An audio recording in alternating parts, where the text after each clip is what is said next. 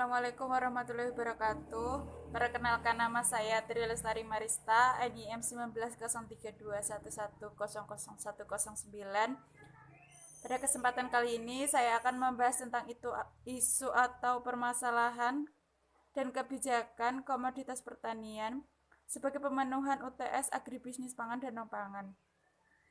Komoditas yang pertama yaitu padi. Isu atau permasalahan yaitu alih fungsi lahan padi sawah, kurangnya pengetahuan petani, keterbatasan jumlah tenaga kerja saat pengolahan tanah.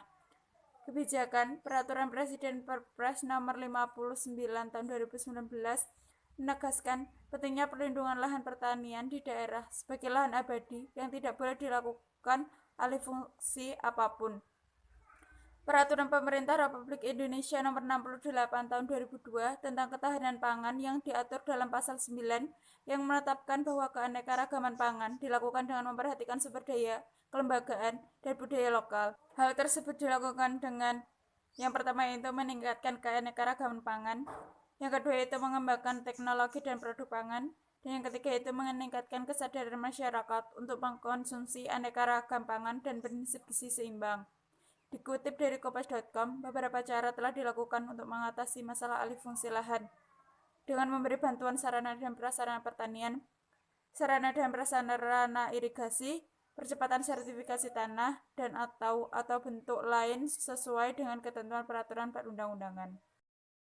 Komoditas yang kedua yaitu ubi kayu. Isu atau permasalahan kendala teknis yang dihadapi dapat berupa menurunnya kesuburan lahan, kompetisi lahan dengan tanaman pangan lain, pola tanam belum optimal, dan rendahnya produktivitas. Kendala sosial ekonomi dapat mencakup permodalan yang terbatas, harga ubi kayu yang sering fluktuasi, biaya usaha tani yang tinggi, dan pemasaran yang belum berjalan secara baik termasuk dengan sistem kemitraan. Rendahnya produksi ubi kayu karena tidak ada standar baku yang digunakan, baik penggunaan faktor-faktor produksi seperti jumlah pupuk yang digunakan, jarak tanam, varietas atau bibit yang digunakan maupun harga ubi kayu saat panen. Budidaya ubi kayu yang digunakan petani umumnya masih bersifat tradisional dengan mengandalkan teknologi yang sederhana.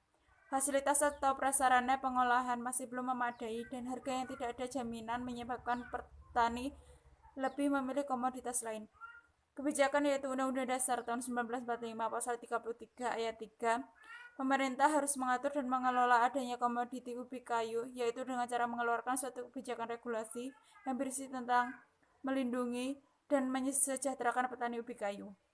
Dari penelitian yang dilakukan oleh Adang Agustin tahun 2015 untuk mengatasi masalah tersebut dengan cara pengembangan bioetanol berbahan baku ubi kayu, pengembangan bioenergi adalah komitmen pemerintah dan sinergi antar instansi dalam kebijakan atau program bioenergi.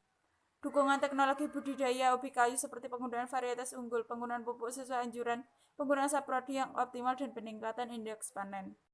Komoditas yang ketiga yaitu tebu. Isu atau permasalahan yaitu keterbatasan petani untuk mengolah hasil usaha taninya dan kesulitan untuk memasarkan hasil usaha tani tersebut.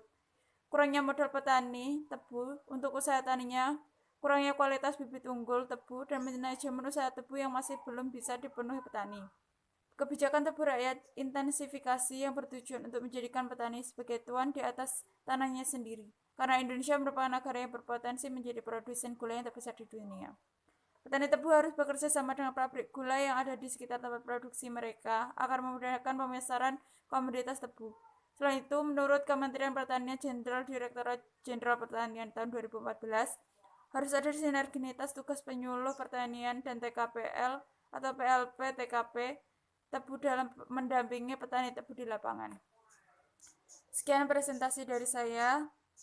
Wassalamualaikum warahmatullahi wabarakatuh.